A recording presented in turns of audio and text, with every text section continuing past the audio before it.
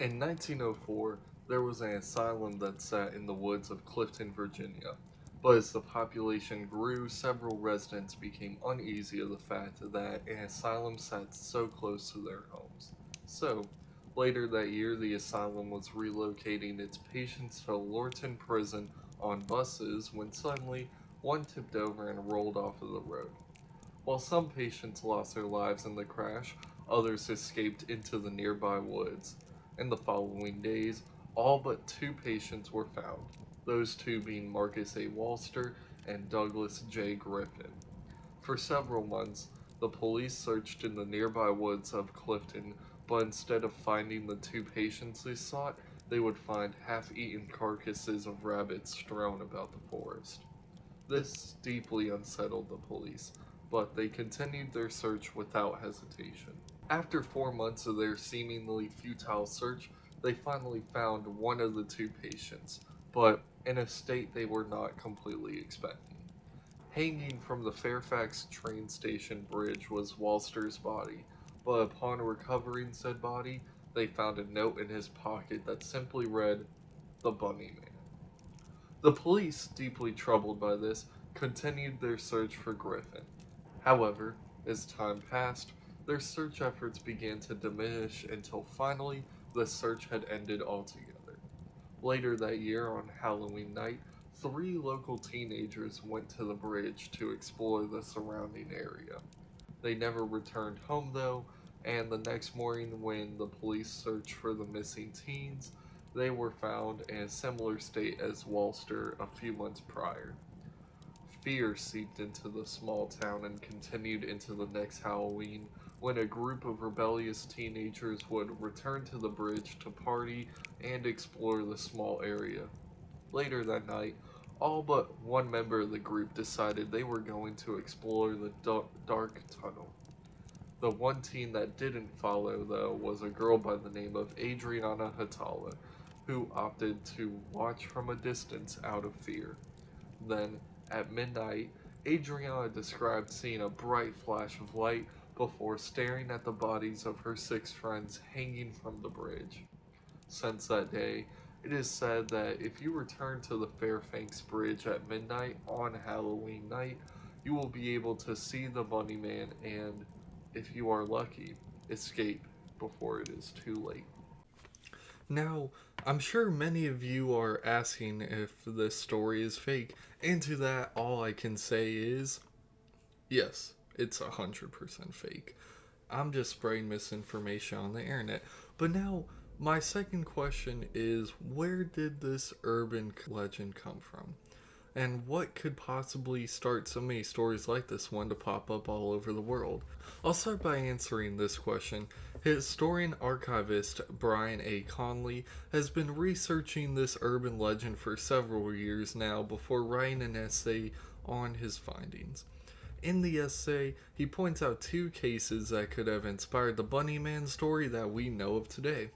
The first case takes place on October 19th, 1970, which was reported by U.S. Air Force Academy cadet Robert Bennett and his fiancee. They were visiting relatives on Guinea Road in Berwick when around midnight. While returning home from a football game, they parked their vehicle in a field on Guinea Road to visit an uncle who lived across the street.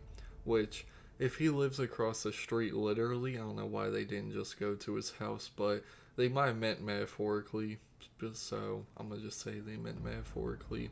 A few moments later, though, the front passenger window was smashed, and in a panic, Robert drove away. But in the moments where Robert was trying to escape, there was a white figure that yelled, "You're on private property, and I have your tag number," as if the figure themselves didn't just commit vandalism and blatant assault on a couple. As they drove down the road, though, they noticed that what smashed through the passenger window was a hatchet. When police asked for a description of the man later on, Robert explained that the man was wearing a white suit with bunny ears. But his fiancee claimed that the man wore a capirote of some sort, which, for those of you who are unaware of the term like I was, it is a Catholic point hat of conical form that is used in Spain and Hispanic countries by members of a confraternity of penitents.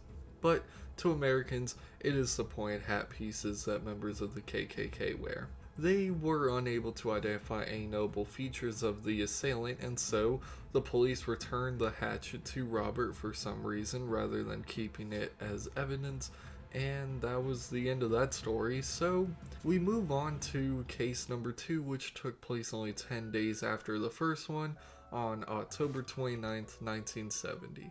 Construction security guard Paul Phillips approached a man standing on the porch of an unfinished house.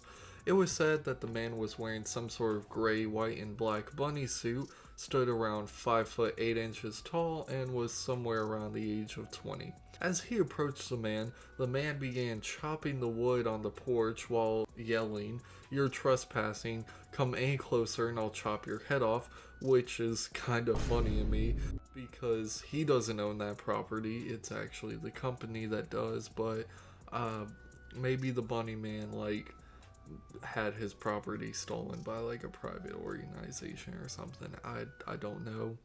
The bunny man is very tricky when it comes to his property. Phillips was obviously not letting this slide, and so he walked over to his car and pulled out a rifle. The bunny man, not being about that lifestyle, quickly fled into the nearby woods like a mischievous prankster. These two incidents were published in the paper, and now comes the true birth of an urban legend. That birth simply being what I will call the telephone effect, because I don't know if there's an actual phrase for it, but if so, please comment it down below. This telephone effect, though, is where basically you have your initial story that is being told, but as time passes, the story changes in different ways until suddenly you have a story that sounds similar to the one at the beginning of the video. Even Brian Conley mentions this by stating, "It is plainly evidence that the story began to take on features of an urban legend quite soon after the events were reported." Investigator W. L. Johnson was following leads generated by schoolyard rumors less than 2 weeks after the first appearance of the Bunny Man. And so, now we have where the urban legend could have originated from, but now we must answer the third question I proposed. What could cause so many stories similar to this one to appear all around the globe?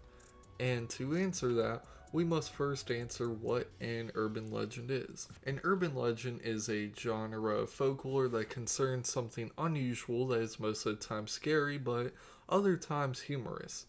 It was usually spread through word of mouth, but thanks to technology, it is now spread through social media, kind of text forums, or YouTube videos. But usually urban legends were created as a sort of way to explain different phenomenon or call out prejudices in the world or confirm moral standards or to make sense of some sort of societal anxiety. Take, for instance, our Bunny Man story. Even though the story itself is mostly false, it helps to establish the belief as to why we as a society should be afraid to go out in the middle of the night when it's dark, thus justifying a societal anxiety we as a people tend to have. But the story also changed over time to further justify this fear and make it a little spookier and or entertaining.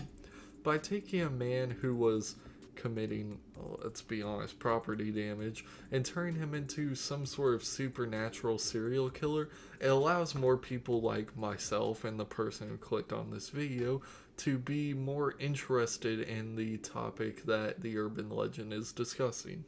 And that's basically my explanation for urban legends as a whole and where this urban legend even came from.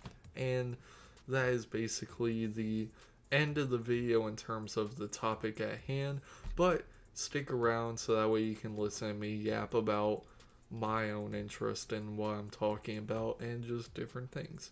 Urban legends have been something that I've always kind of found interesting in a weird sense, but I found them interesting when I was younger because of how kind of spooky or scary or supernatural some of them could be.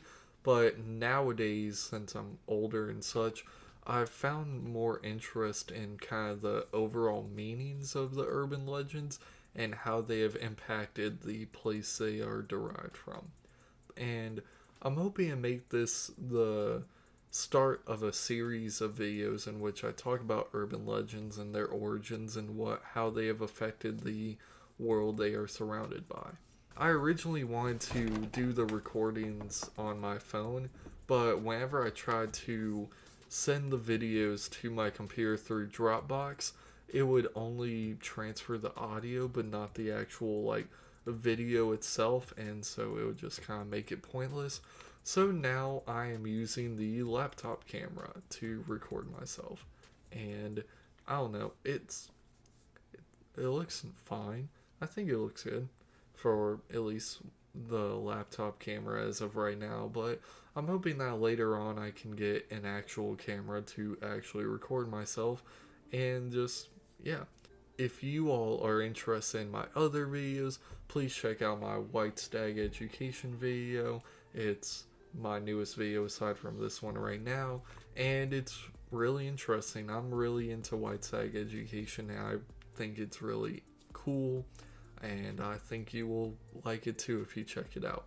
But for those of you who are more into the true crime aspect of things, I also have a video about the Mad Trapper of River, which looks like this. And the Mad Trapper of Rat River, I've mentioned this multiple times throughout different videos, but I think it will also be an interesting topic for you to listen in on. But for now, I hope you all have a great rest of your day, afternoon, morning, night, whatever time it is, and I will see you all in the next video.